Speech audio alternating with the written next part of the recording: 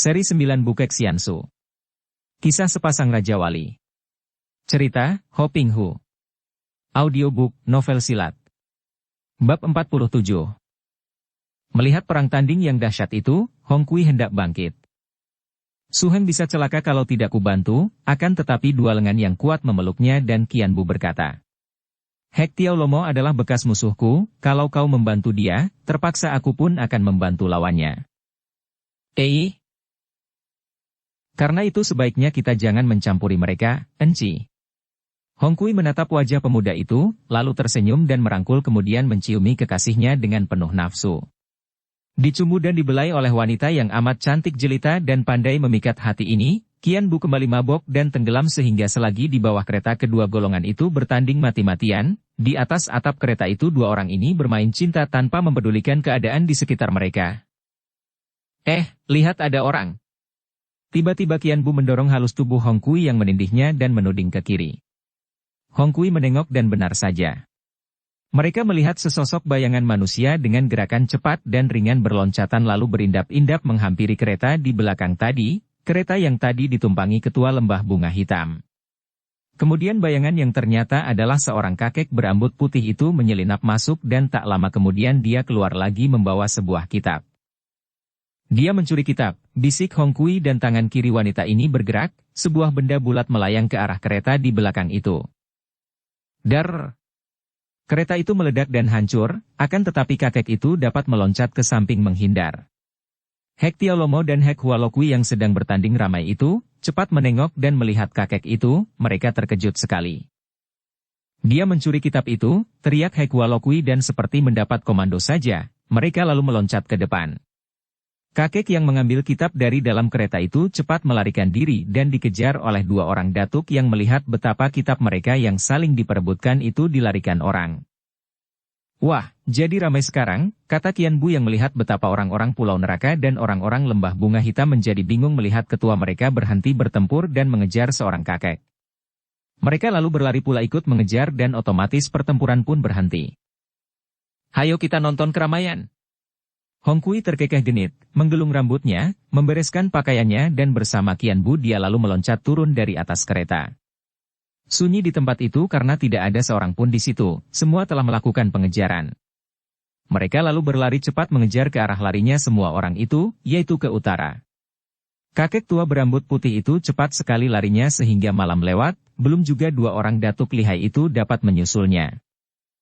Akan tetapi dia pun tidak dapat membebaskan diri dari dua orang kakek yang seolah-olah menjadi bayangannya sendiri dan selalu mengikuti kemanapun dia pergi itu. Kakek tua itu tidak berani berhenti, karena dia maklum bahwa menghadapi pengeroyokan mereka berdua, dia tidak akan mampu menang. Kakek tua yang rambut dan jenggotnya sudah putih itu menjadi bingung juga dan ketika dia melihat sebuah dusun di luar hutan dia cepat memasuki dusun itu dan tak lama kemudian dia sudah menyelinap memasuki sebuah warung nasi yang masih sunyi karena baru dibuka dan langsung dia bersembunyi di dalam. Pemilik warung ini hanya melihat bayangan berkelebat dan bayangan itu lenyap sehingga dia bingung dan menggosok-gosok kedua matanya, kemudian menggerakkan pundaknya dan menggeleng kepala karena mengira bahwa dia tentu salah lihat. Akan tetapi tak lama kemudian dia melihat dua orang kakek raksasa yang wajahnya mengerikan dan sikapnya bengis muncul di depan warungnya. Pemilik warung ini menjadi terkejut dan ketakutan, yakin bahwa dia kini berhadapan dengan siluman-siluman maka dengan tubuh gemetar dia lalu berlutut dan bersembunyi di balik meja. Yang muncul itu memang Hek Tiao Lomo dan Hek Hua Lokui dan memang wajah mereka amat menyeramkan.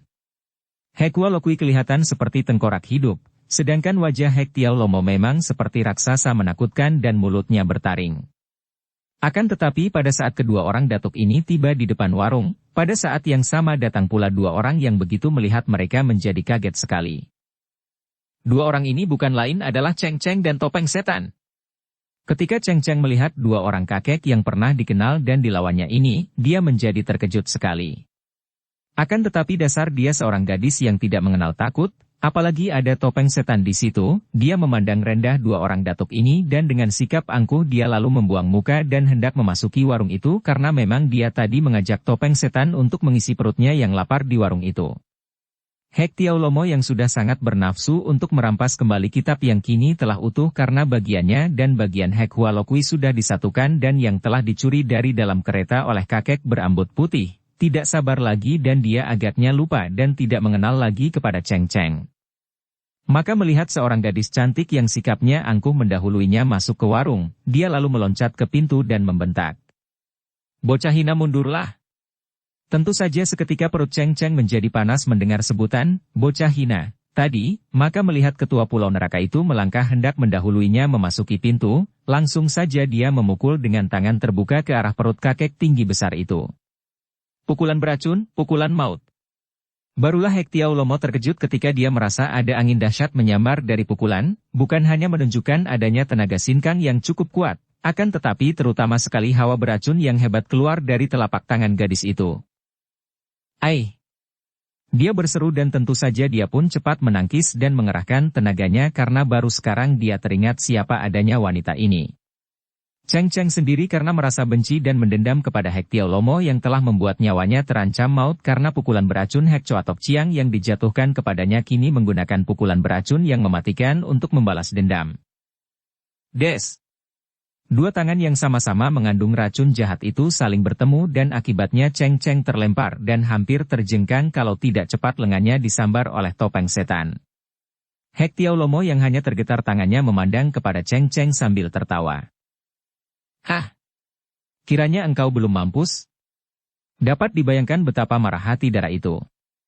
Dalam kemarahannya, dia sampai lupa diri dan berkata kepada topeng setan dengan suara memerintah. "Paman, bunuh orang ini." Kelihatannya memang aneh. Orang tua bermuka buruk itu tanpa banyak cakap lagi agaknya amat mentaati perintah si darah muda jelita itu karena tanpa berkata apa-apa dia sudah menggerakkan tangan kanannya.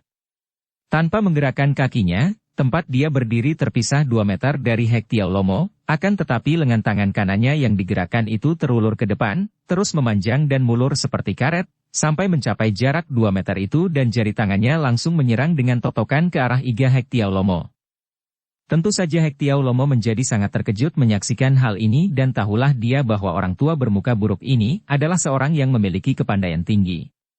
Akan tetapi tentu saja dia tidak merasa gentar dan dengan mengerahkan tenaga Hek Choa Tok Chiang, yaitu ilmu pukulan yang dilatihnya dari kitab curian, dia memapaki totokan itu dengan telapak tangannya. Cus! Des! Akibat pertemuan kedua tangan yang sama besar dan sama kuatnya ini hebat sekali.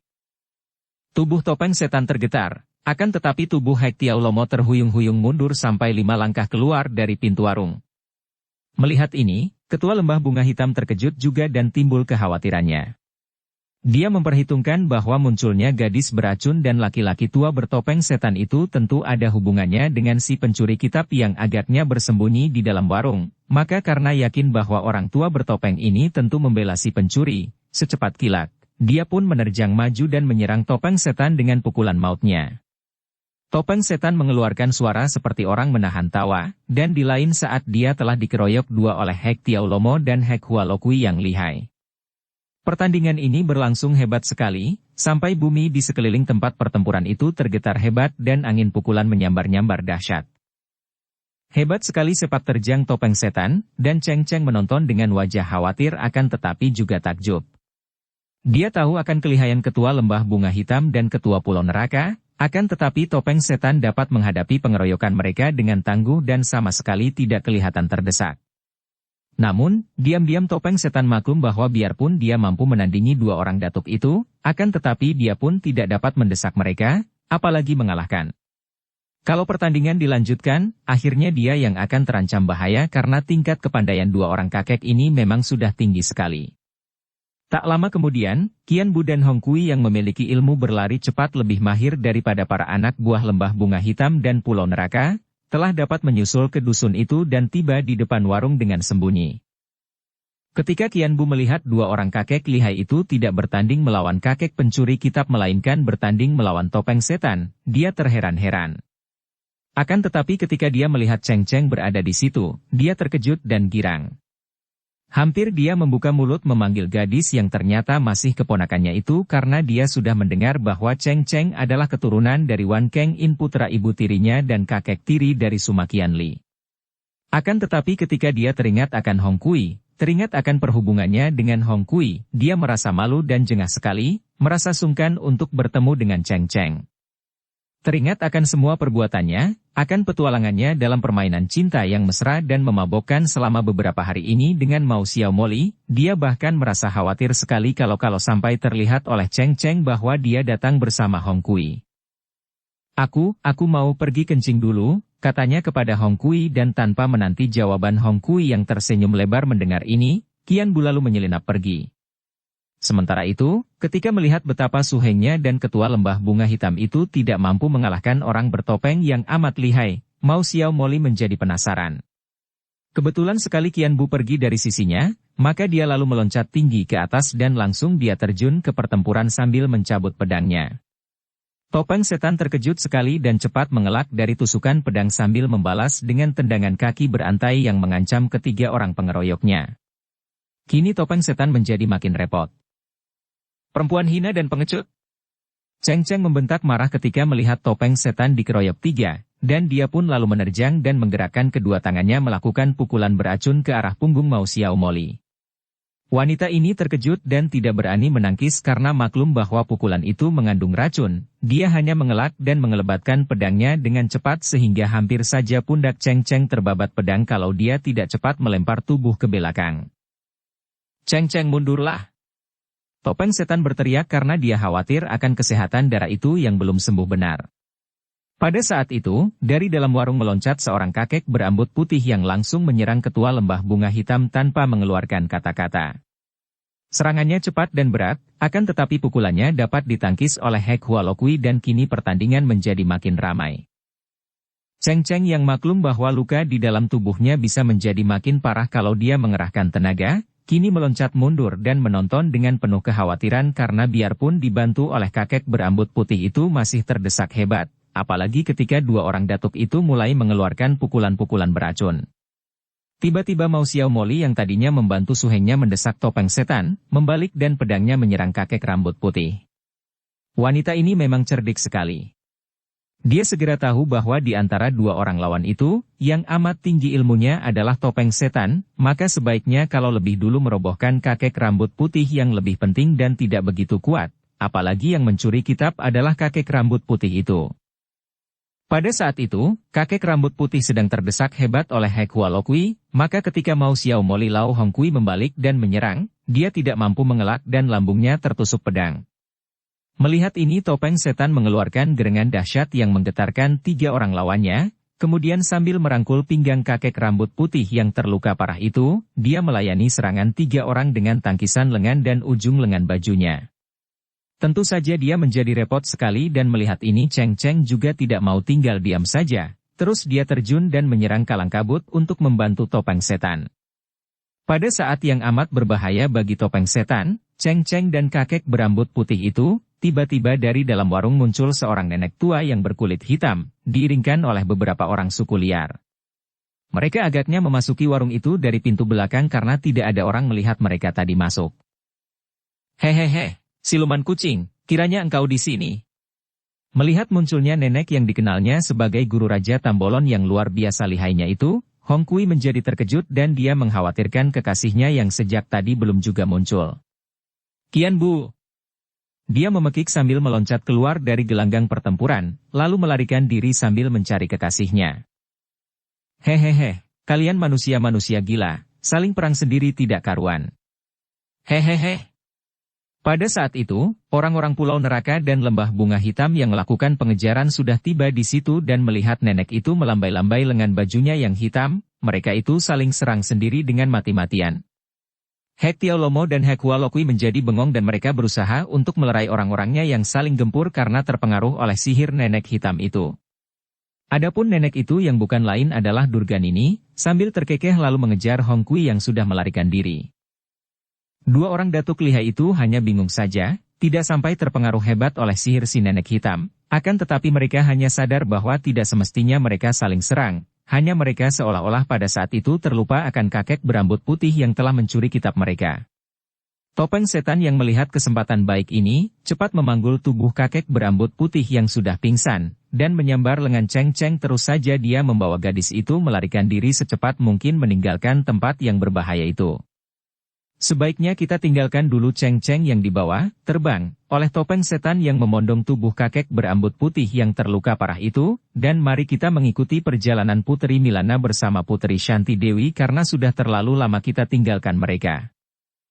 Seperti telah diceritakan di bagian yang lalu, dengan hati hancur Putri Milana terpaksa meninggalkan istananya dan juga jenazah suaminya karena dia tahu bahwa pasukan pengawal diperintahkan datang dan dipimpin oleh Perdana Menteri Su sendiri untuk menangkapnya. Setelah menyelinap dan meloncat pergi melalui pintu belakang istananya, putri yang baru saja kematian suaminya ini menahan semua perasaan marahnya, lalu menggunakan ilmu kepandaiannya yang tinggi untuk mencuri masuk ke dalam istana kaisar dan langsung dia menuju ke bagian putri dan memasuki kamar Putri Shanti Dewi yang malam itu masih duduk termenung di atas pembaringannya. Putri Butan ini terkejut sekali melihat bayangan berkelebat dari jendela dan tahu-tahu dia melihat Putri Milana sudah berdiri di dalam kamarnya. "Bibi Putri Milana," tegurnya girang, akan tetapi dia khawatir melihat kedua pipi yang halus itu pucat dan basah air mata. "Bibi, apa yang terjadi?" tegurnya sambil memegang kedua lengan putri perkasa itu. "Lekas berkemas, kau ikut aku pergi dari sini sekarang juga." Tentu saja Shanti Dewi menjadi girang bukan main karena memang berita inilah yang dinanti-nantinya. Diam-diam dia merasa terharu karena dia menduga bahwa tentu Qian Bu yang mengusahakan ini semua. Dia merasa terharu betapa dia telah membikin pemuda itu patah hati, namun pemuda yang gagah perkasa itu masih juga menyampaikan kepada Putri Milana sehingga dia sekarang akan dibebaskan dari tempat ini. Cepat dia berkemas dan karena dia seorang putri sejati, yang disebut berkemas ini malah menanggalkan pakaian indah yang diterimanya dari kaisar dan dia mengenakan pakaian sendiri yang lama, juga dia menanggalkan semua perhiasan. Melihat ini Putri Milana diam-diam merasa kagum dan menjadi makin suka kepada Putri Butan ini. Putri Shanti Dewi memejamkan matanya ketika dia dipondong dan dibawa meloncat ke atas genteng, kemudian berlarian dan berlompatan dengan cepat sekali. Dia merasa ngeri dan juga amat kagum. Baru sekarang dia memperoleh kenyataan bahwa Putri Milana, selain cantik jelita dan agung ternyata juga merupakan pendekar wanita yang memiliki ilmu kepandaian sangat tinggi. Memang pantaslah kalau pendekar sakti Gak Bun Beng menjatuhkan cinta kasihnya kepada seorang wanita seperti ini. Setelah mereka keluar dari daerah istana kaisar, barulah Putri Milana melompat turun dan menurunkan Shanti Dewi dari pondongannya. "Sekarang kita harus pergi keluar dari kota raja, Shanti Dewi." Mengapa begitu? Mengapa tidak ke istana bibi? Engkau tidak tahu apa yang telah terjadi. Baiklah, kau dengarkan apa yang telah terjadi dengan keluargaku. Dengan singkat Milana lalu menceritakan bagaimana suaminya, Han Wai Kong, melakukan pembunuhan terhadap dalang pemberontak yaitu Pangeran Liong Bin Ong karena suaminya penasaran melihat bahwa kaisar tidak mau percaya bahwa pangeran tua inilah yang menjadi biang keladi pemberontakan. Dan biarpun suaminya telah berhasil membunuh pangeran pemberontak, namun suaminya sendiri tewas oleh pengeroyokan pengawal. "Nah, karena itu aku harus pula pergi, Shanti, karena kalau tidak aku tentu akan ditangkap sebagai istri seorang yang tentu dianggap berdosa." Ucapan ini memancing keluarnya dua buah air mata di atas pipi Milana yang pucat itu. "Ah, Bibi." Shanti Dewi memeluk Milana sambil menangis. Dua orang wanita itu berpelukan dan tidak mengucapkan sepatah pun kata. Agaknya di dalam detik itu perasaan dan suara hati mereka sama, yaitu keduanya teringat kepada Gak Bun Beng berhubung dengan adanya peristiwa kematian suami Putri Milana itu. Tak lama kemudian, Shanti Dewi yang terlalu halus perasaannya untuk menyinggung nama Gak Bun Beng pada saat seperti itu, bertanya. "Sekarang kemana bibi hendak membawa saya?" Milana menarik napas panjang. "Aku sendiri belum tahu kemana aku harus membawamu, yang jelas kita harus keluar dari kota raja karena kita menjadi orang-orang pelarian. Akan tetapi sebelum kita meninggalkan kota raja untuk selamanya, aku ingin sekali lagi lewat di depan rumahku dan menengoknya." Shanti Dewi dapat memaklumi perasaan hati putri perkasa itu, apalagi karena jenazah suami putri ini masih berada di dalam istana dan putri ini tidak dapat mengurus sendiri pemakaman jenazah suaminya. Mereka lalu berjalan melalui tempat-tempat gelap dan menuju ke istana Putri Milana yang sudah sunyi. Akan tetapi ternyata istana itu dijaga ketat dan tak terasa lagi air mata mengalir di sepanjang pipi Milana ketika dia mendengar suara para pendeta membaca Liem Keng, berdoa untuk jenazah suaminya yang berada di dalam istananya. Diam-diam dia merasa bersyukur dan maklum bahwa Perdana Menteri Su, sahabatnya yang baik itu, telah memenuhi permintaannya yang ditulisnya di atas tembok dan telah mengurus jenazah Han Wai Kong dengan baik-baik. Mari kita pergi, katanya kemudian kepada Shanti Dewi yang juga memandang ke arah istana itu dengan hati terharu. Tak disangkanya sama sekali bahwa seorang putri besar seperti Milana ini sampai tertimpa malapetaka yang demikian hebatnya. Kesengsaraan yang dideritanya sendiri semenjak dia meninggalkan istana ayahnya bukan apa-apa kalau dibandingkan dengan malapetaka yang dialami oleh putri Milana. Milana yang berpemandangan tajam sekali, biarpun dalam keadaan berduka, masih dapat melihat berkelebatnya bayangan orang yang mengikuti mereka berdua dari jauh. Dia tidak merasa takut, akan tetapi juga tidak peduli dan dia menggandeng tangan Shanti Dewi, diajaknya menuju ke benteng sebelah utara karena dia mempunyai hasrat untuk pergi mengunjungi orang tuanya di Pulau Es dan jalan terdekat adalah melalui pintu gerbang utara. Para pembesar militer di istana semua adalah sahabat Milana, dan mereka amat menghormat dan kagum kepada putri ini, maka peristiwa yang terjadi di istana Pangeran Leong Bianong itu dirahasiakan oleh mereka sehingga belum tersiar luas. Oleh karena itu, ketika Milana dan Shanti Dewi tiba di pintu gerbang utara, para penjaga yang mengenal putri Milana menjadi terkejut dan tentu saja dengan sikap hormat dan girang mereka membukakan pintu untuk putri yang terkenal dan yang mereka hormati itu sehingga mudah saja bagi Milana dan Shanti Dewi untuk keluar dari kota raja di waktu yang sudah amat larut lewat tengah malam itu. Setelah agak jauh meninggalkan pintu gerbang itu dan mereka berdua berhenti di tempat peristirahatan di pinggir jalan untuk melewatkan malam gelap, kembali Milana melihat berkelebatnya bayangan tadi. Diam-diam dia menjadi penasaran, akan tetapi karena bayangan itu tidak melakukan sesuatu, dia pun hanya berjaga-jaga saja dan menyuruh Shanti Dewi untuk mengasuh. Malam lewat dengan cepatnya dan setelah matahari mengusir sisa kegelapan malam dan Milana hendak mengajak Shanti Dewi melanjutkan perjalanan, tiba-tiba terdengar suara seorang wanita dari jauh. "Adik Milana, tunggu dulu." Milana terkejut dan merasa heran sekali. Dia berdiri di depan Shanti Dewi, melindungi darah itu dan matanya tajam menatap wanita yang berlari mendatangi dengan cepat. Dia tahu bahwa wanita inilah yang sejak malam tadi membayanginya dari kota raja, atau lebih tepat mulai dari depan istananya. Kini wanita itu telah tiba di depannya. Milana tidak mengenalnya dan dia memandang penuh selidik.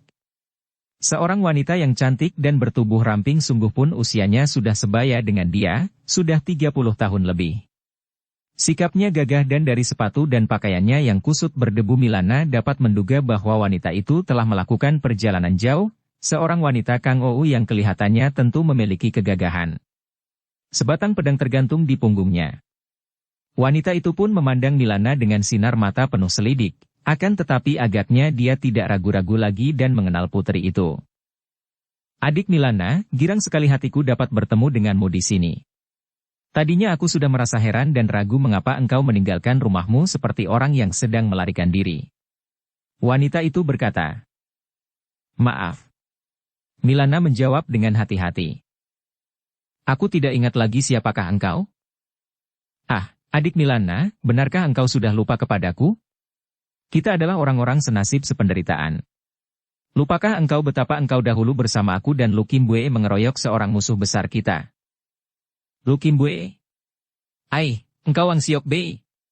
Milana berseru kaget dan kini dia mengenal wanita yang baru satu kali dijumpainya dahulu, belasan tahun yang lalu ketika dia bersama wanita ini dan Lu Kim Bue, Ibu Cheng Cheng, mengeroyok Gak Bun Beng yang mereka anggap sebagai orang jahat yang telah memperkosa dua orang wanita itu, baca cerita sepasang pedang iblis. Akan tetapi dia teringat akan Ang Tek Hoat yang tentu adalah putra wanita ini, maka dengan pandang mata tajam Milana lalu bertanya. "Ada keperluan apakah engkau sejak di kota raja semalam?" "Maaf, adik Milana, karena aku masih ragu-ragu maka aku membayangimu dan baru pagi ini aku berani memanggilmu. Aku sengaja mencarimu di kota raja setelah aku mendengar bahwa engkau telah meninggalkan Teng Bun kembali ke kota raja." "Ah, engkau mencariku, Enci Siok Bei. Ada keperluan apakah?" "Adik Milana, aku ingin minta tolong kepadamu, demi persahabatan dan persamaan nasib kita belasan tahun yang lalu, aku mendengar bahwa engkau telah menawan seorang bernama Ang Tek Hoat. Apa mukah pemuda itu? Dia itu putraku. Ah, aku sudah mendengar bahwa dia tersesat, bahwa dia telah membantu pemberontak, akan tetapi demi perkenalan kita, kuharap engkau suka mengasihaninya dan suka mengusahakan agar dia diampuni dan dibebaskan. Tiba-tiba Ang Siok Bei, ibu yang merasa amat khawatir akan keselamatan putranya itu, telah menjatuhkan dirinya di depan Milana, berlutut sambil menangis. Milana cepat memegang kedua pundak wanita itu dan mengangkat bangun. Jangan begitu, Enci Siok Bei. Bangkitlah dan mari kita duduk dan bicara tentang putramu itu. Dengan penuh harapan Ang Siok Bei bangkit berdiri lalu mengikuti Milana untuk duduk berhadapan di dalam tempat peristirahatan di tepi jalan itu, sedangkan Shanti Dewi hanya mendengarkan dari samping. Putri Butan itu ikut merasa terharu karena dia tahu siapa adanya Ang Tek Hoat, yaitu pemuda tampan dan gagah perkasa yang telah menyelamatkan dia dari tangan Pangeran Leong Kai Ong, pemuda perkasa yang mengorbankan diri demi untuk menyelamatkannya itu. Pemuda yang tak mungkin dapat dia lupakan selamanya. Dan wanita cantik dan gagah ini adalah ibunya. Maka tentu saja dia ingin sekali mengetahui kelanjutan pertemuan yang amat menarik dari dua orang wanita cantik yang agaknya sudah sejak dahulu saling mengenal itu. Jadi Ang Tek Hoat itu adalah putramu, Enci Siok Bei. Bolehkah aku bertanya kepadamu, siapakah ayahnya? Pertanyaan ini diajukan secara langsung dan Milana memandang tajam penuh selidik sehingga Ang Siok Bei merasa terkejut sekali, merasa seolah-olah menghadapi serangan tusukan pedang yang langsung mengarah ulu hatinya. Adik Milana, mengapa engkau menanyakan hal itu? Apa hubungannya denganmu? Hubungannya banyak sekali dan aku baru akan suka menolong putramu apabila engkau mengaku terus terang siapa ayahnya. Betapa aneh pertanyaanmu ini. Mengapa engkau harus bertanya lagi seolah-olah engkau tidak tahu apa yang telah terjadi dan menimpa diriku, adik Milana? Siapa lagi ayahnya kalau bukan si Jahanam Gak Bunbeng itu? Dapat dibayangkan betapa kaget rasa hati Shanti Dewi mendengar ucapan ini, wajahnya menjadi pucat seketika akan tetapi dia tidak mau mengeluarkan suara, hanya memandang wanita itu dengan tajam dan mendengar penuh perhatian. Milana mengangguk-angguk dan menarik napas panjang. Sudah kuduga demikian dan engkau tentu menceritakan kepada putramu itu bahwa orang yang bernama Gak Bunbeng adalah musuh besarmu, bukan? Adik Milana, bagaimana engkau masih juga bertanya begitu? Bukankah sudah jelas bagimu bahwa Jahanam Gak Bunbeng itu? Enci Siok Bei. Tiba-tiba Milana membentak dengan suara keras karena hatinya marah mendengar nama Gak Bunbeng dimaki orang. Kau datang untuk minta tolong padaku tentang Ang Tek Hoat. Nah, ceritakan saja jangan banyak membantah. Apa yang telah kau pesankan kepada anakmu Ang Tek Hoat itu dan yang telah kau ceritakan tentang ayahnya dan tentang Gak Bunbeng? Siok Bei memandang dengan mata terbelalak. Akan tetapi karena dia ingin sekali agar putranya dapat selamat, biarpun hatinya penuh rasa penasaran, dia menjawab juga sejujurnya. Aku mengatakan kepadanya bahwa ayahnya adalah Ang Tian Pak. Pantas dia memakai Siang, kiranya begitu. Ang Tian Pak adalah nama Ang Lojin ayahmu, bukan? Siok Bei mengangguk. Dan aku katakan bahwa ayahnya itu terbunuh oleh Gak Bunbeng. Akan tetapi bahwa Jahanam itu telah terbunuh pula olehku. Apa salahnya dengan keterangan itu? Milana menggeleng kepada dan menarik napas panjang. Pantas kalau begitu, sungguh kasihan sekali Gak Suheng. Enci Siok Bei, jadi sampai detik ini pun engkau masih mengira bahwa putramu itu adalah keturunan dari Gak Bunbeng, begitukah? Tentu saja. Habis mengapa? Engkau telah keliru, Enci. Kita semua telah keliru pada waktu itu, belasan tahun yang lalu. Engkau, aku, dan Enci Kim Bue telah tertipu dan kasihan sekali Suheng Gak Bunbeng yang tidak berdosa sedikit pun juga. Ketahuilah, Enci, yang melakukan perbuatan terkutuk atas dirimu dan diri Enci Kim Bue dahulu itu sama sekali bukan Suheng Gak Bunbeng. Wajah Siok Bei menjadi pucat. Biarpun dia tidak pernah mau menyangkalnya, akan tetapi melihat wajah putranya dia sudah merasa heran sekali karena biarpun putranya itu tampan akan tetapi sedikit pun juga tidak ada miripnya dengan wajah Gak Bunbeng. Apa maksudmu? Maksudku adalah bahwa belasan tahun yang lalu itu kita semua salah duga. Ada orang yang menjatuhkan fitnah atas diri Ga Suheng, yang melakukan perbuatan-perbuatan jahat dengan menggunakan nama Ga Suheng dan orang itulah yang telah melakukan perbuatan terkutuk terhadap dirimu dan diri Enci Kim Bue. Coba kau ingat baik-baik ketika peristiwa terkutuk itu terjadi, apakah engkau melihat wajahnya? Siok Bei menjadi pucat sekali, mengenangkan peristiwa itu, ketika pada malam hari di dalam kamar dia dipaksa dan diperkosa oleh Ga Bun Beng, di tempat gelap. Dan dia hanya tahu bahwa laki-laki itu Ga Bun Beng karena laki-laki itu mengaku demikian, dan dia percaya pula kepada laki-laki tampan yang mengaku sebagai sahabat Ga Bun Beng. Hampir dia menjerit. Kini dia teringat akan wajah sahabat dari Ga Bun Beng itu dan wajah putranya mirip orang itu. Kita semua telah tertipu. Bukan Ga Bun Beng yang melakukan perbuatan terkutuk itu, Enci, melainkan orang itulah, dan orang itu pula yang menjadi ayah kandung dari putramu Tek Hoat. Dengan mata terbelalak dan muka pucat Ang Siok Bei memandang Milana dan berkata dengan suara gemetar dan tergagap. Bagaimana aku dapat percaya ceritanya ini? Setelah belasan tahun aku percaya demikian, bagaimana aku bisa tahu bahwa ceritamu ini benar, adik Milana? Engkau harus percaya kepadaku, Enci Siok Bei. Harus, kataku. Aku sendiri pun menjadi korban tipuan orang itu, sungguh pun tidak sampai tertimpa malapetaka seperti engkau dan Enci Kim Bue. Akan tetapi aku pun dahulu percaya bahwa Ga Suheng adalah seorang yang amat jahat dan melakukan perbuatan terkutuk. Oleh karena itulah maka aku dahulu suka bekerja sama dengan engkau dan Enci Kim Bue untuk mengeroyok Ga Suheng sampai dia terjungkal ke dalam jurang dan engkau mengira bahwa dia telah mati. Sayang bahwa sejak itu aku tidak dapat bertemu lagi dengan engkau atau Enci Kim Bue sehingga mengakibatkan hal yang berlarut-larut sampai sekarang.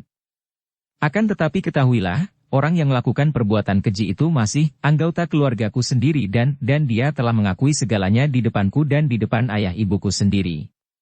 Dia adalah Wan Keng In, putra dari ibu tiriku di Pulau Es. Ya Tuhan! Siok Bei mengeluh panjang. Dan di mana keparat itu? Dia sudah tewas, Enci. Dia sudah tewas menebus dosa-dosanya. Putramu itu Shiwan, tidak salah lagi. Wajahnya persis wajah ayah kandungnya itu. Dan kita dahulu telah membunuh Ga Bun Beng. Tidak, Enci Siok Bei. Dan inilah celakanya. Putramu masih belum tahu dan kini dia hanya tahu bahwa Ga Bun Beng masih hidup maka dia bertekad untuk mencarinya dan membunuhnya sebagai musuh besar. Dahulu, ketika kita mengira Ga Suheng yang tergelincir ke dalam jurang itu mati, sebetulnya dia masih hidup dan sekarang, putramu itu tentu akan terus memusuhinya. Milana berhenti sebentar. Sungguh kasihan Ga Suheng, dahulu Wan Keng In yang memburukkan namanya, sekarang putranya juga melakukan perbuatan-perbuatan jahat dengan menggunakan namanya. Apakah anakku telah menjadi manusia sejahat itu? Anakku telah menjadi seorang manusia yang menyeleweng dan jahat, adik Milana. Siok Bei bertanya dengan suaranya mengandung rintihan batin tertekan. Tidak. Tek Hoat sama sekali bukanlah manusia jahat. Tiba-tiba Shanti Dewi berkata dengan suara tegas. Kalau dia sampai melakukan suatu penyelewengan sebelumnya, hal itu tentu adalah pengaruh dari keadaannya dan bekal yang dia bawa dari cerita ibunya. Dia bukan seorang manusia jahat dan patut dikasihani. Siok Bei menoleh dan memandang darah yang cantik jelita itu dengan heran. Siapakah dia ini, adik Milana? Dia adalah putri Butan, bernama Shanti Dewi. Dia telah diselamatkan oleh putramu itu dan agaknya apa yang dikatakannya itu mendekati kebenaran. Putramu itu telah melakukan perbuatan-perbuatan jahat dan mempergunakan nama Ga Suheng yang disangkanya sudah mati dan disangka musuh besar pembunuh ayahnya maka hendak dicemarkan nama musuh besar yang tidak dapat dibalasnya lagi karena disangkanya sudah mati itu. Dia lalu tersesat membantu pemberontakan. Tentu saja dosanya amat besar sekali dan dia selayaknya dijatuhi hukuman berat. Akan tetapi pada akhir pemberontakan, dia telah membuat jasa besar, membunuh pangeran pemberontak Liong Kai-ong dan 3 orang kaki tangannya, mengorbankan diri sendiri sampai terluka demi menyelamatkan putri Butan ini. Karena jasanya itulah maka dia telah kubebaskan, dan celakanya, setelah dia mendengar bahwa Ga Suheng masih hidup, dia bertekad untuk mencarinya dan membalas dendamnya. Siok Bei berseru kaget. Hal itu harus dicegah. Di mana dia sekarang, adik Milana? Dia harus dicegah memusuhi Gak Taihiap, selain beliau bukan musuh kami, juga mana mungkin anakku mampu menandinginya. Agaknya engkau tidak tahu. Putramu itu telah menjadi orang yang memiliki kepandaian tinggi sekali, Enci Siok Bei. Dia telah dibebaskan dan aku tidak tahu kemana dia pergi. Memang hanya engkaulah yang dapat mencegahnya dan menceritakan keadaan sebenarnya dari riwayat kalian ibu dan anak. Mungkin dia masih berada di kota raja. Kalau begitu aku akan mencarinya sekarang juga. Siok Bei berteriak, lalu lari meninggalkan dua orang putri itu menuju ke kota raja. Milana menarik napas panjang dan Shanti Dewi berkata halus. Agaknya belasan tahun yang lalu telah terjadi hal-hal yang amat hebat menimpa dirimu dan diri Paman Gak, Bibi. Milana menarik napas panjang. Kami semua telah melakukan dosa besar sekali terhadap Gak Suheng. Dan dia semenjak dahulu sampai saat ini pun merupakan seorang manusia yang amat mulia, gagah perkasa dan hebat. Putri ini menengadah, termenung karena teringat akan sikap Gak Bun Beng yang meninggalkannya, kemudian dia teringat pula akan surat peninggalan suaminya. Jari tangannya meraba surat suaminya yang ditujukan kepada Bun Beng dan diam-diam dia meragu apakah dia akan dapat berjumpa lagi dengan satu-satunya pria yang dikasihinya itu. Sekarang kita hendak pergi kemana, Bibi? Shanti Dewi yang maklum akan kedukaan yang menyelimuti wajah putri itu, memecahkan kesunyian dan menarik kembali Milana dari lamunannya. Kemana? Aku sendiri menjadi bingung memikirkan keadaanmu, Shanti. Sebaiknya kalau engkau kembali ke Butan. Akan tetapi semua orang telah pergi, aku pun sekarang seorang diri. Sebetulnya aku ingin kembali ke Pulau Es, ke tempat tinggal ayah bundaku, akan tetapi engkau. Bibi Milana, kalau begitu biarlah aku melakukan perjalanan sendiri ke barat. Aku pun bukan seorang yang lemah dan aku berani untuk pulang seorang diri ke Butan. Aku tidak mau membikin repot padamu, Bibi. Jangan berkata demikian, Shanti Dewi. Aku yang telah melarikan engkau dari istana, dan akulah yang bertanggung jawab atas keselamatanmu. Tidak, aku harus mencari jalan sebaiknya agar engkau dapat diantar ke Butan dengan selamat. Selagi Shanti Dewi hendak membantah, tiba-tiba dari arah kota raja tampak serombongan pasukan berkuda mendatangi. Milana memandang dengan alis berkerut. Apakah mereka hendak menggunakan kekerasan? Dia mengomel dan mengepal tinjunya, sedangkan Shanti Dewi memandang dengan khawatir. Dia mengkhawatirkan diri Milana karena tahu bahwa putri itu mengalami hal yang amat hebat dan bisa dianggap sebagai pemberontak atau orang buruan istana. Akan tetapi ketika pasukan yang terdiri dari dua losin prajurit itu tiba dekat, mereka melihat bahwa pasukan itu mengawal seorang jenderal yang tinggi besar dan gagah, yang bukan lain adalah Jenderal Cao Liang. Gihu! Shanti Dewi berseru girang memanggil ayah angkatnya itu dan jenderal itu melompat turun dan cepat memegang kedua pundak Shanti Dewi dengan sinar mata berseri. Syukurlah, aku sudah menduga bahwa engkau tentu telah diselamatkan. Sementara itu Milana melangkah dekat dan berkata dengan suara dingin. Jenderal Cao, apakah engkau mengejar untuk menangkap aku? Jenderal itu menarik napas panjang dan memberi hormat kepada Putri Milana. Suaranya terdengar penuh penyesalan.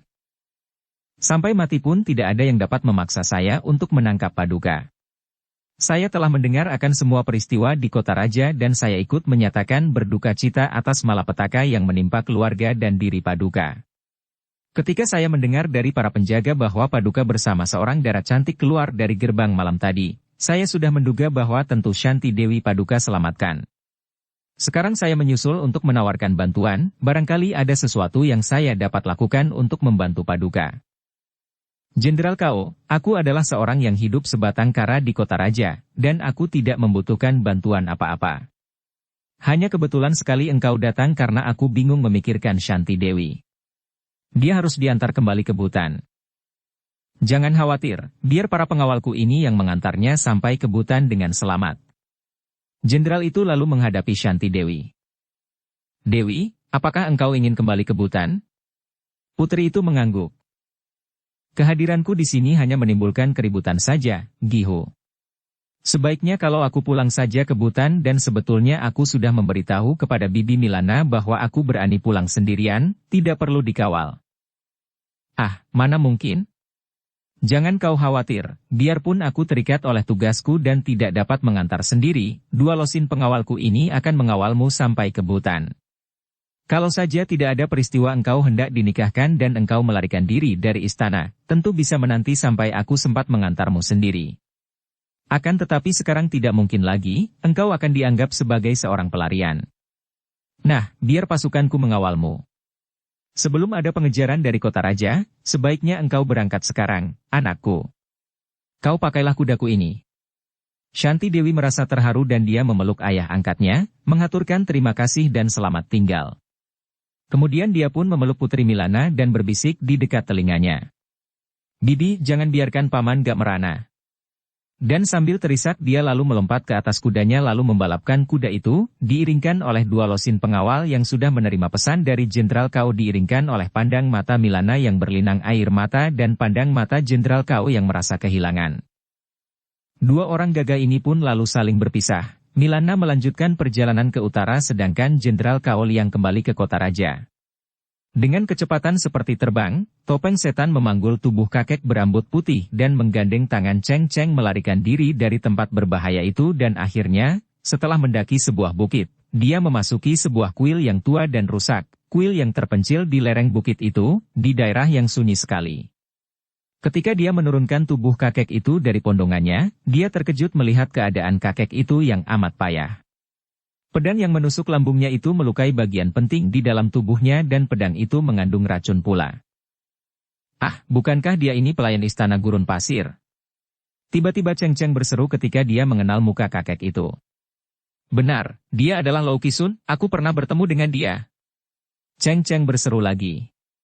Akan tetapi topeng setan yang memeriksa luka itu segera berkata, Cheng Cheng, harap engkau suka membantu. Carikanlah air yang jernih, dia memerlukannya. Suara topeng setan penuh permohonan dan terdengar agak tergetar sehingga Cheng Cheng tidak banyak cakap lagi lalu mengangguk dan berlari keluar dari kuil.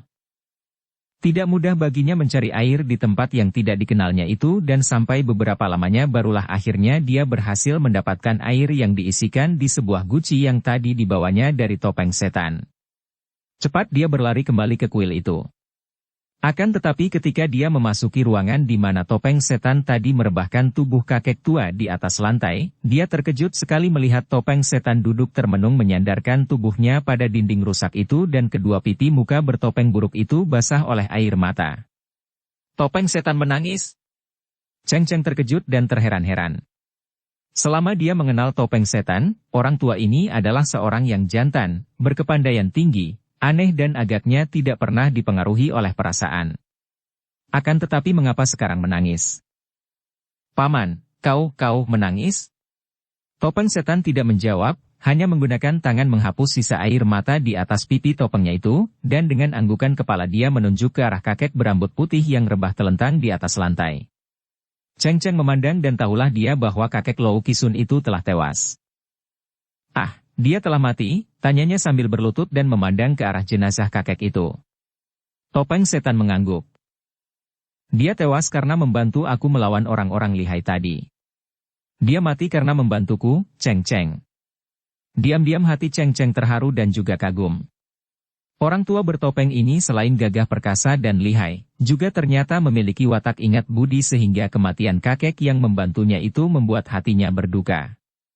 Maka dia pun tidak banyak bicara lagi dan ikut bersembahyang memberi hormat ketika jenazah itu dikubur di depan kuil tua dan topeng setan melakukan upacara sembahyang secara sederhana sekali karena tidak terdapat alat-alatnya.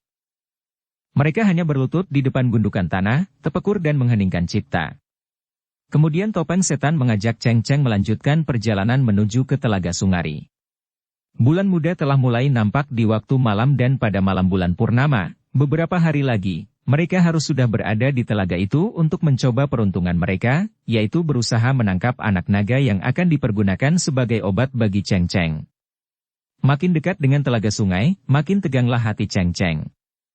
Apalagi setelah dia mulai melihat berkelebatnya bayangan orang-orang aneh yang melakukan perjalanan menuju ke arah yang sama. Rombongan-rombongan orang yang pakaiannya aneh-aneh, yang sikapnya ganjil dan luar biasa, melakukan perjalanan tanpa bicara seperti serombongan orang yang hendak berziarah ke tempat suci. Mereka adalah orang-orang pandai yang agaknya juga hendak pergi ke telaga itu. Topeng setan berkata lirih ketika melihat keheranan Cheng Cheng. Sebaiknya kita jangan melakukan sesuatu yang dapat menimbulkan keributan dengan mereka sebelum kita tiba di tempat tujuan. Cheng Cheng mengangguk dan timbul keraguan di dalam hatinya. Bagaimana mungkin dia dan topeng setan akan dapat berhasil memperoleh anak naga atau anak ular itu? Demikian banyaknya orang lihai yang menghendaki binatang keramat itu. Dia sekarang menduga bahwa orang-orang lihai, datuk-datuk kaum sesat yang dilihatnya di jalan, seperti rombongan Tambolon, orang-orang lembah bunga hitam, orang-orang pulau neraka, lalu kakek Lau Kisun yang tewas itu, kiranya tentu semua juga bermaksud pergi ke Telaga Sungari untuk kepentingan yang sama pula. Kemudian orang-orang aneh yang makin banyak menuju ke telaga ini. Akhirnya, beberapa hari kemudian, tibalah mereka di pinggir sebuah telaga yang amat luas. Dan tepat seperti yang telah diduga oleh Cheng Cheng, dia melihat banyak sekali orang-orang di pinggir telaga. Bahkan ada pula yang sudah berperahu hilir mudik di atas permukaan air telaga yang biru seperti air laut saking dalamnya itu. Telaga itu luas sekali sehingga pantai di seberangnya tidak nampak. Karena luasnya telaga maka biarpun di tepi telaga berkumpul banyak orang dan ada belasan buah perahu di tengahnya, akan tetapi tempat itu masih kelihatan sepi. Para nelayan tidak ada yang berani mencari ikan karena setiap bulan purnama, seringkali terdapat badai dan angin besar melanda telaga itu. Apalagi terang bulan di musim semi ini yang dikaitkan dengan dongeng rakyat tentang munculnya naga siluman. Akan tetapi sekali ini para nelayan di daerah itu tidak menjadi rugi, bahkan memperoleh keuntungan besar karena banyak datang orang-orang yang katanya hendak pesiar di Telaga Sungari dan menyewa perahu mereka. Mereka itu demikian royal sehingga berani menyewa perahu dengan jumlah tinggi sehingga uang sewa perahu itu saja sudah beberapa kali lipat dari hasil mencari ikan di telaga. Akan tetapi, agaknya orang-orang Kangou dan tokoh-tokoh yang biasanya bersembunyi dan memiliki kepandaian tinggi itu agaknya saling menjaga diri, tidak mau mencari keributan atau permusuhan karena kedatangan mereka itu semua bermaksud untuk mencari anak naga itu. Bahkan Cheng Cheng melihat sendiri betapa anak buah pulau neraka dan anak buah lembah bunga hitam yang biasanya kasar-kasar dan kejam-kejam, bahkan saling bermusuhan itu setelah tiba di tepi telaga lalu memisahkan diri, mencari tempat yang sunyi dan tidak kelihatan ingin memancing keributan. Memang akan rugilah kalau sebelum anak naga itu muncul sudah membuat permusuhan lebih dulu yang akibatnya hanya akan merugikan mereka sendiri. Cheng Cheng dapat merasakan suasana yang amat tegang dan panas itu. Dia maklum bahwa biar keadaannya sekarang kelihatan tenang, namun begitu anak naga itu muncul, pasti akan terjadi perebutan yang hebat dan dia makin meragu apakah topeng setan akan berhasil memperoleh anak ular atau naga itu. Begitu banyak orang, Cheng Cheng berbisik. Topeng setan memberi isyarat dan gadis itu mengikuti orang tua bertopeng ini menuju ke tepi telaga yang sunyi, jauh dari orang lain dan di sini topeng setan menyewa sebuah perahu kecil dari seorang nelayan. Dia menyeret perahu itu ke tepi dan duduk di atas perahu bersama Cheng Cheng, menjauhi semua orang, menanti malam tiba. Malam nanti adalah malam bulan purnama, malam yang dinanti-nanti oleh semua orang dengan jantung tegang berdebar. Mereka adalah orang-orang yang lihai sekali, kita harus berhati-hati Cheng Cheng.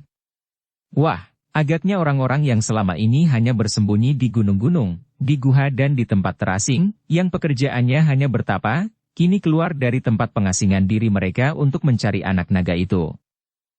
Ketua Pulau Neraka Hektiau Lomo dan Ketua Lembah Bunga Hitam itu saja sudah memiliki kelihayan yang amat hebat. Apa kau kira ada yang lebih lihai dari mereka, Paman?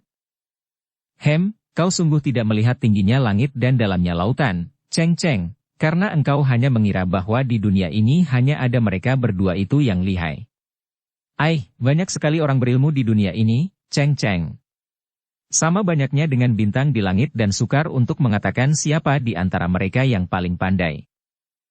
Aku mendengar bahwa orang paling lihai di dunia ini adalah pendekar super sakti majikan Pulau Es, kata Cheng Cheng dan diam-diam dia ada juga sedikit rasa bangga bahwa dia masih terhitung cucu tiri dari pendekar sakti itu. Topeng setan menarik napas panjang. Mungkin di antara para pendekar yang dikenal orang, dia tergolong tingkat teratas. Akan tetapi ketahuilah bahwa di dunia ini banyak sekali orang pandai yang menyembunyikan diri. Para pertapa di puncak-puncak gunung, mereka yang sudah tidak mau lagi berurusan dengan dunia ramai, banyak sekali di antara mereka yang tinggi sekali ilmunya, sukar diukur bagaimana tingginya. Lebih tinggi dari kepandaian pendekar super sakti, tanya Cheng Cheng tidak percaya. Mungkin sekali, bahkan mungkin di beberapa kali lipat. Mereka yang tidak mau lagi mempergunakan ilmunya untuk melakukan sesuatu di dunia ramai, tidak bisa dibandingkan dengan kita, dengan mereka yang kini datang ke sini mengandalkan ilmu untuk memperebutkan anak naga. Topeng Setan menghela napas panjang. Kepandaian mereka yang tidak mau muncul di dunia ramai itu seperti dewa, akan tetapi mereka telah melihat bahwa kepandaian itu tidak ada manfaatnya bagi kebahagiaan hidup manusia, dan mereka memang benar. Apakah kau mau mengatakan bahwa kepandaian hanya mendatangkan malapetaka bagi kehidupan manusia, Paman? Kenyataannya demikianlah, akan tetapi, asal kita selalu ingat bahwa kepandaian bukanlah untuk mengumbar nafsu, sudahlah, itu ada orang mendekati kita, Ceng-ceng. Topeng Setan lalu menghentikan kata-katanya dan Ceng-ceng menengok ke kanan. Benar saja, ada seorang pria muda dengan langkah perlahan ke arah mereka. Agaknya pemuda itu sedang menikmati pemandangan di sekitar telaga itu. Kau ini? Moi. Nona Ceng? Tiba-tiba pemuda itu melangkah maju menghampiri dan memandang Ceng-ceng dengan kedua lengannya dikembangkan dan wajahnya berseri. Ceng-ceng memandang penuh perhatian. Pemuda itu tampan sekali, tampan dan ramah, sikapnya halus dan gembira, pakaiannya indah sekali. Maka dia makin kaget ketika mengenal pemuda itu yang bukan lain adalah Pangeran Yunghua. Pangeran yang pernah ditolongnya dahulu di kota raja. Pangeran yang bersikap amat manis kepadanya, yang tanpa banyak membuang waktu langsung saja menyatakan cinta kepadanya. Pemuda bangsawan menarik hati, yang pernah menciumnya tanpa dia dapat mencegahnya, pemuda yang tentu akan mudah menjatuhkan hatinya sekiranya dia tidak sudah hancur hatinya karena perbuatan pemuda laknat yang menjadi musuhnya. Oh! Pangeran Yunghua, dia tergagap. Nona, kiranya Tian sendiri yang menuntun aku ke telaga ini. Kiranya aku dapat bertemu dengan engkau di sini. Betapa bahagia rasa hatiku. Kau tidak tahu, susah payah aku mencarimu, Nona. Hatiku penuh dengan kegelisahan setelah aku mendengar bahwa engkau terluka parah ketika terjadi penumpasan pemberontak, dan hatiku bangga bukan main mendengar akan kepahlawananmu. Mukamu masih pucat. Nona Ceng, marilah, engkau ikut bersamaku ke kota raja. Akan kuundang semua tabib terpandai, engkau harus diobati sampai sembuh. Katanya engkau terluka pukulan beracun, Ceng-ceng sampai merasa kewalahan mendengar ucapan yang membanjir ini. Dia menoleh kepada Topeng Setan yang juga memandang pemuda itu dan baru sekarang agaknya Pangeran Yunghua melihat Topeng Setan. Dia terkejut melihat wajah yang buruk itu dan dia bertanya. Dia ini, siapakah dia, Nona Ceng? Sebelum Ceng-ceng sempat menjawab, Topeng Setan sudah bangkit berdiri, menjura dan berkata. Kiranya paduka seorang pangeran. Saya adalah Topeng Setan, pembantu Nona Ceng ini. Topeng Setan? Nama yang aneh. Pangeran Yunghua kelihatan seram. Dia yang mengobati aku, Pangeran. Dan dia akan mencarikan obat untukku di telaga ini, bagaimana Pangeran bisa tahu bahwa aku terluka? Dan bagaimana pula bisa sampai di tempat ini? Ceng-ceng bertanya.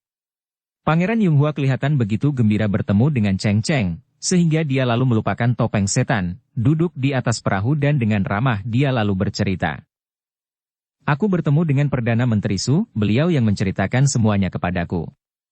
Beliau mendengar dari Kakak Milana tentang engkau, kasihan Kakak Milana. Kenapa, Pangeran? Ceng-ceng bertanya heran. Kau belum mendengar apa yang terjadi di kota raja? Banyak terjadi hal yang hebat mengerikan. Kau tahu, suami Kakak Milana, yaitu Han Wai Kong, dengan nekat telah menyerbu istana Pangeran Liong Bin Ong dan membunuh pangeran itu, akan tetapi dia sendiri pun tewas. Kakak Milana mengamuk, membunuh para pengawal yang menewaskan suaminya, kemudian Kakak Milana melarikan Putri Butan dari istana dan peristiwa itu tentu saja menggegerkan istana. Ceng-ceng terkejut bukan main. Dia tahu bahwa Pangeran Liong Bin Ong adalah dalang pemberontakan. Diam-diam dia merasa kasihan kepada Putri Milana yang dikaguminya itu. Juga dia kaget mendengar bahwa Shanti Dewi dilarikan dari istana oleh Putri Milana. Lalu kemana mereka pergi? Kemana Putri Butan itu dibawa pergi, tanyanya. Entahlah. Siapa bisa mengikuti bayangan Enci Milana? Dia sudah terbang dan aku berterima kasih sekali kepadanya bahwa dia melarikan Putri Shanti Dewi. Wajah yang tampan itu berseri. Bersambung ke bab 48. Dukung kami dengan subscribe, follow, like, komen dan share.